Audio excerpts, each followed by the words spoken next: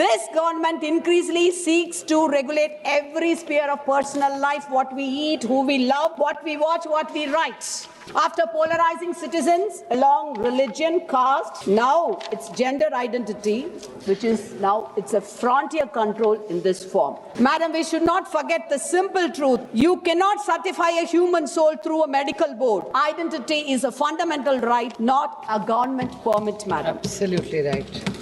Over the past decade, we have seen this BJP government's troubling pattern. Rights are reframed as privileges. Autonomy is reframed as risk. Diversity reframed as disorder. Why are you asking the transgender community to trust a law that begins by doubting them? Why are you deleting self-identification when Supreme Court has already affirmed it? Why are you introducing medical gatekeeping when the world is moving away from it? Why are you using the language of safety to produce insecurity? Madam, the Constitution does not say you are free, however subject to approval. I would like to quote Foucault, finally the greatest philosopher. He says, the purpose of constant surveillance is to compel prisoners to regard themselves as subject of correction. The purpose of constant surveillance is not to scare prisoners who are thinking of escaping, but rather to compel them to regard themselves as subject to correction. This government treats the trans community as subjects to be corrected, which is highly condemnable. Madam, this bill on these principles, Tamil Nadu stands for social justice, dignity and inclusive governance. On these principles, we reject the bill, the DMK reject the bill, withdraw the bill at the very least, refer this bill to the Parliamentary Standing Committee. A nation is not judged by how it treats its powerful, madam. It's judged by how it treats those whose voices are not easiest to ignore. Withdraw this draconian bill, madam. Dr. Sumati. Thank you very much, Chairperson. With heavy heart, deep pain and a great concern for our beloved trans community, I rise here to oppose the bill, madam, on behalf of the DMK party, presided over by our Honorable Chief Minister M.K. Stalin, who has been a warrior or a pioneer of transgender rights. I oppose the bill because it's not merely a question of bill, but it is a question of human rights, survival of a community with dignity.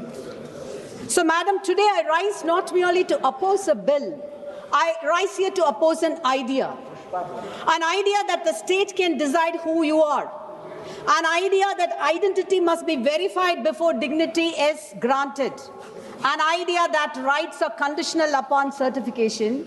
So I rise to oppose the bill. Madam, let me begin with a poem written by Lee Moko, a South African slam poet and an activist who has very powerfully and painfully explained in a poem his trans experience. I quote thus: "No one ever thinks of us as humans because we are more than ghost than flesh. Because people fear that my gender expression is a trick, that it exists to be perverse, that it ensnares them without their consent, that my body is a feast for their eyes and hands, and once they were fed off my cure, they will regurgitate all the parts they did not like. They'll put me back into the closet, hang me with all the other skeletons. I will be the best attraction. I wonder how long it will be before the trans suicide notes start to feel redundant, before we realize that our bodies become lessons about sin, way before we learn how to love them." Madam, these voices all over India, all over Tamil Nadu, all over the world, which should have been heard, were not heard, not consulted before bringing this bill, madam. Madam, let me begin with the Honorable Supreme Court's seminal verdict itself. In Nalsa versus Union of India, the court seminally declared self-identified gender is integral to personal autonomy and dignity. Yet this bill attempts something extraordinary. It attempts to legislate a doubt. It attempts to replace constitutional morality with administrative superstition. That is why we strongly oppose this bill, madam. Yes. Madam, Madam, this is not a technical correction. This is not a harmless clarification. It's a constitutional regression. It is a bill that pretends to protect while actually narrowing identity, expanding surveillance, and reintroducing state control over the most personal truth a human being can hold, who they are. Madam, I would like to ask, through you, Madam, has the law asked any cis person to identify themselves through a medical board, Madam? So before I explore the intricacies of this bill, I would like to just remind you, this House, of the statement the Honorable Prime Minister himself said on the last day of the 17th Lok Sabha regarding this trans community, Madam. I would like to quote our Honorable Prime Minister. I quote, members of the 17th Lok Sabha expressed concern for them and sought to ensure a better life for them. The world discusses what India has done for transgenders. We have given transgenders an identity. As many as 16,000 to 17,000 from the community have been given identity cards. Today, just 2 years later, his own government brings a bill that seeks to take that identity back, Madam. That is why we oppose this bill. What changed? Was the identity real then and inconvenient now? Or was it only a political slogan? The contradictions do not end here, Madam. On 11th March, this government told the Lok Sabha that rejections of transgender identity certificates were merely due to minor document mismatches. But on 13th March, the same government introduced this bill claiming the existing definition is vague, impossible to administer. Let me ask, Madam, which version should the country believe, Madam? The earlier version or the March 13th version? We are told that out of nearly 35,000 applications, around 30,000 identity certificates have been already issued. What happens to those citizens, Madam, now? Will their identities be repealed, reopened? Will their dignity be placed under fresh scrutiny? Also, another matter of grave concern is that the National Council for Transgender Persons were not meaningfully consulted before bringing this bill. Even when they had an appointment with the Honourable Minister's office, they were not given convincing answers, Madam, and no stakeholders were actually consulted before bringing these draconian amendments to this bill, ma'am. That is why we oppose. Madam, there is a larger and deeply troubling pattern emerging. This government increasingly seeks to regulate every sphere of personal life, what we eat, who we love, what we watch, what we write.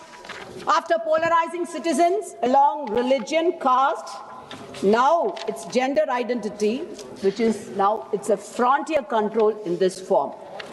Madam, we should not forget the simple truth. You cannot certify a human soul through a medical board.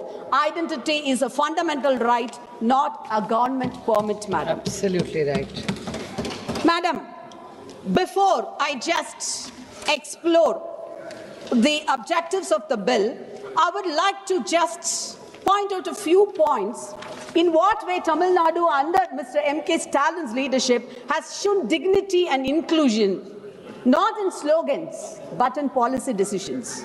In 2008, DMK in Tamil Nadu, under the leadership of the then Chief Minister Dr. Kalaignar, was the pioneering state in establishing the first transgender welfare board.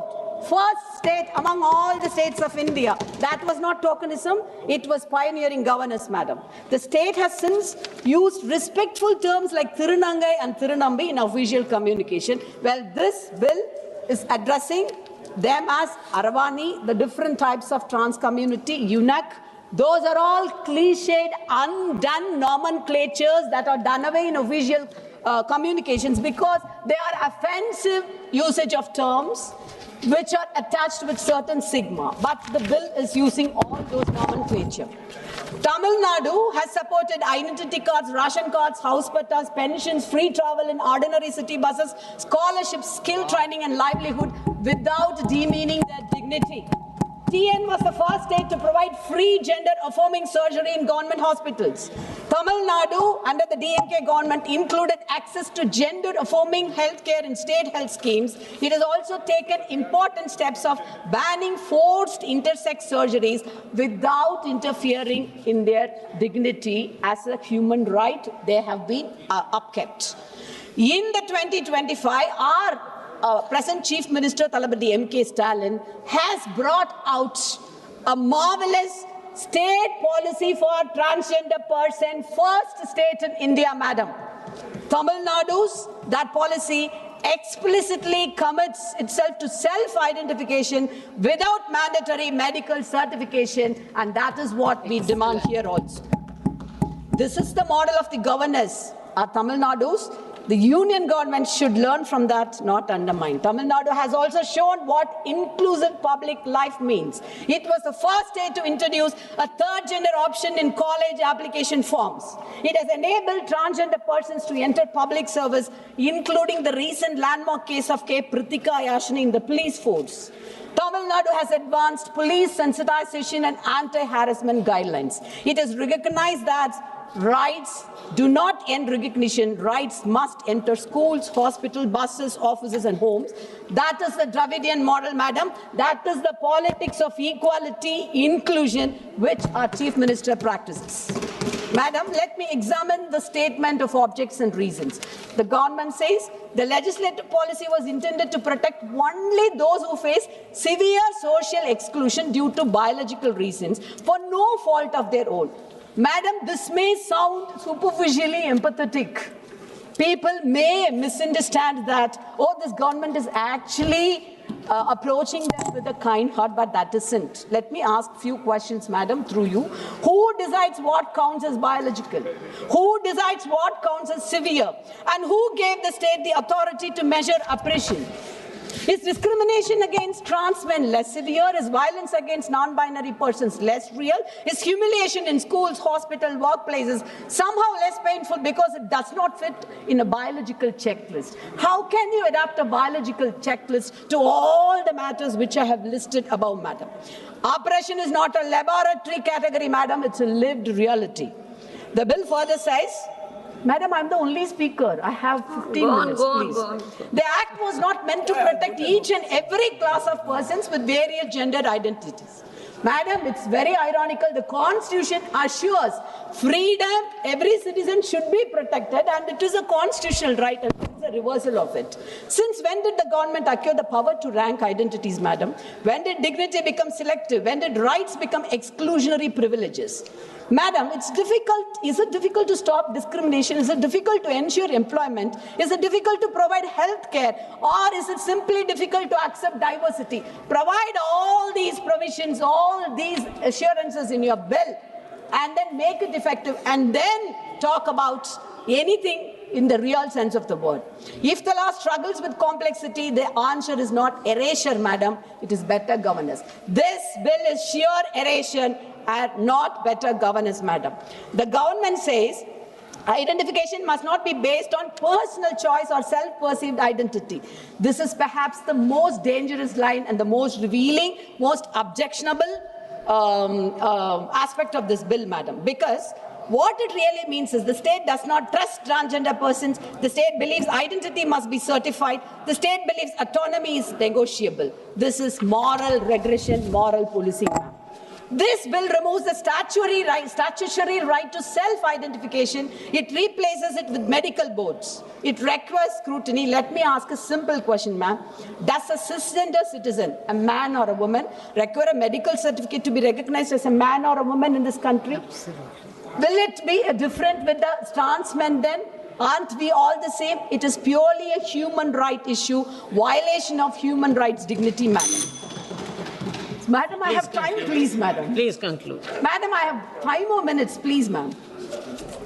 Ma'am, this bill, in plain words, it says, show us, tell us, prove us who you are, and then we will decide whether to believe it or not. This bill narrows the definition of transgender person so sharply that it excludes trans women, trans men, non-binary persons, genderqueer persons, unless they fit in the rigid biological or socio-cultural checklist. What kind of legislation is this, ma'am? I'm just browsing it quickly through, ma'am. Please give me. This bill is again an infiltration to the right of privacy. The privacy is here infiltrated. The Supreme Court case, just in the Justice case, Puttanaswamy versus Union of India, made it a fundamental right, and this bill goes against that, ma'am. Again, freezing identity into traditional boxes like such as Hijra, Aravani, Kinnar or other similar traditional community structures is again a dangerous concern. It is like fragmenting them, not including all the trans men.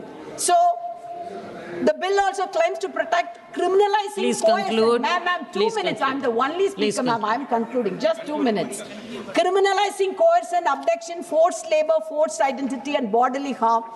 I understand the concerns, ma'am, but you are not saying that you're protecting trans people if you are just bringing this, because the concern is transgender and queer persons with disabilities have warned that this bill will push them further to the margins. By casting suspicions on caregivers, support systems, it threatens the very network that enables survival. This approach contradicts the spirit of rights of persons with disabilities. Madam, this is not a policy debate. It is about the very survival. Madam, why is the law collapsing victimhood into identity? Why is it using penal consent to redraw the meaning of gender itself, madam? One few concerns which I would like to reiterate.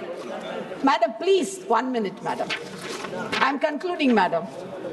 The larger political question is, over the past decade, we have seen this BJP government's troubling pattern. Rights are reframed as privileges. Autonomy is reframed as risk. Diversity reframed as disorder. Madam, I have a few questions through you to the government. Why are you asking the transgender community to trust a law that begins by doubting them? Why are you deleting self-identification when Supreme Court has already affirmed it?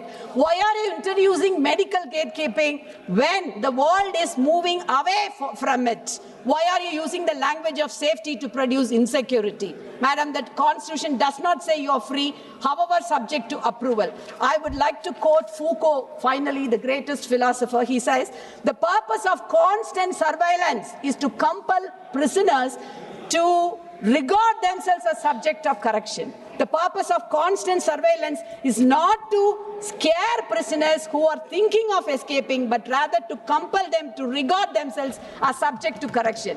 This government treats the trans community as subjects to be corrected, which is highly condemnable. Madam, this bill on these principles, Tamil Nadu stands for social justice, dignity and inclusive governance.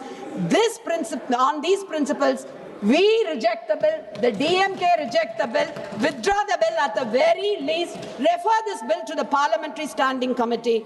A nation is not judged by how it treats its powerful, madam. It's judged by how it treats those whose voices are not easiest to ignore.